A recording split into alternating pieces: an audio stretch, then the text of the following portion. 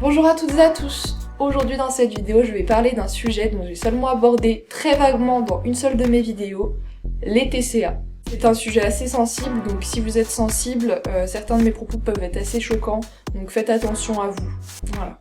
Donc les TCA, qu'est-ce que c'est? C'est une maladie dont beaucoup de gens souffrent aujourd'hui, mais dont le thème est beaucoup trop peu abordé. J'ai donc décidé de vous en parler aujourd'hui. Je voulais préciser que j'ai également souffert de TCA, et que là actuellement je suis en rémission, et que ça y est, j'ai décidé de passer le cap. J'ai même décidé d'oser dans ma prochaine vidéo parler de ma propre histoire. Donc les TCA, c'est troubles du comportement alimentaire. Ils se manifestent de différentes manières, au travers de l'anorexie, mentale ou restrictive, de la boulimie ou de l'hyperphagie. Si vous le souhaitez, je ferai une vidéo plus axée sur chacune d'entre elles, mais là ici le but c'est vraiment d'en faire connaître l'existence. D'après moi, beaucoup de personnes sont atteintes de TCA sans même le savoir, et sans même avoir une de ces maladies. Par exemple, les personnes qui font sans cesse attention à leur alimentation par peur de grossir, ou alors qui ont une relation très malsaine avec l'alimentation. Donc, commençons par l'anorexie. Donc l'anorexie est une maladie qui est restrictive et ou mentale, et qui touche la plupart du temps, souvent plus les femmes. L'anorexie est liée par une perte d'appétit. Dans le cas de l'anorexie restrictive et mentale, la personne se restreint ou alors ne s'alimente plus du tout alors qu'elle a réellement faim. C'est une manière pour elle de se détruire, de se faire disparaître. C'est souvent lié à des traumatismes très importants.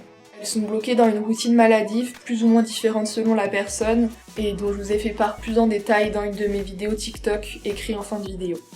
Enfin bref, elles mettent tout en œuvre pour perdre du poids le plus rapidement possible.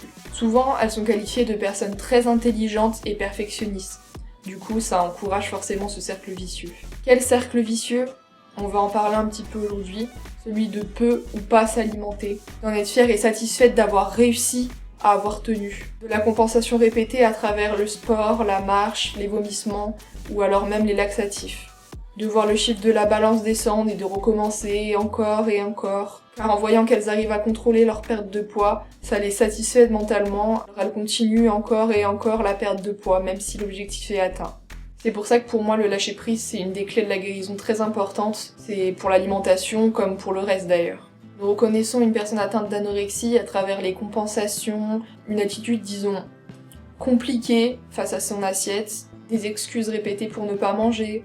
Du coup, l'anorexie malheureusement entraîne le mensonge. Maintenant, passons à la boulimie. La boulimie est une manière incontrôlée et compulsive d'avaler une quantité énorme de nourriture à la suite et en très peu de temps. Ce n'est pas question de faim, c'est plutôt lié à ces émotions qu'elles essayent de combler à travers la nourriture. Certaines personnes s'orientent même sur des aliments crus au moment de la crise afin de satisfaire cette crise au moment où elle arrive parce qu'elles n'ont rien d'autre sous la main. Sur le moment, elles ressentent cette sensation de lâcher prise satisfaisant, cachant leur réelle douleur, ce qui entraîne donc ce cercle vicieux. À la fin, la personne atteinte se dégoûte et, tout comme l'anorexie, compense à travers les vomissements, l'hyperactivité et ou les laxatifs. La boulimie peut survenir en même temps que l'anorexie, due aux restrictions. Forcément, le corps réclame et les compulsions, la faim extrême peuvent se transformer en crise de boulimie. C'est un souci de gestion des émotions qu'il faut réellement apprendre à gérer, c'est très important pour avancer. Pour finir, l'hyperphagie. Elle se manifeste de la même manière que la boulimie, mais n'est pas suivie de compensation. Il y a énormément de conséquences dues à ces maladies. Le trouble de l'humeur, la perte de cheveux ou alors la casse des ongles, la perte de son cycle menstruel, des carences importantes, notamment du potassium, suite aux crises vomitives répétées, pouvant entraîner jusqu'au décès, soit par l'affaiblissement du corps, soit par suicide. Alors il faut vraiment prendre au sérieux ces maladies. Ce n'est pas un caprice comme certains pourraient le croire. C'est une souffrance réelle.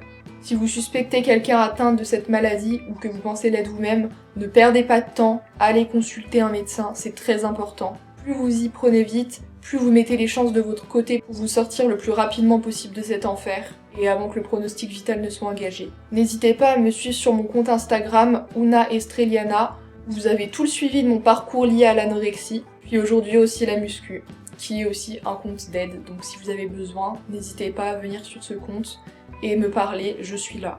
N'hésitez pas à poser des questions sur chacune de ces maladies en commentaire, si ça vous tente, je vous en ferai une vidéo pour vous y répondre. Allez, prenez soin de vous.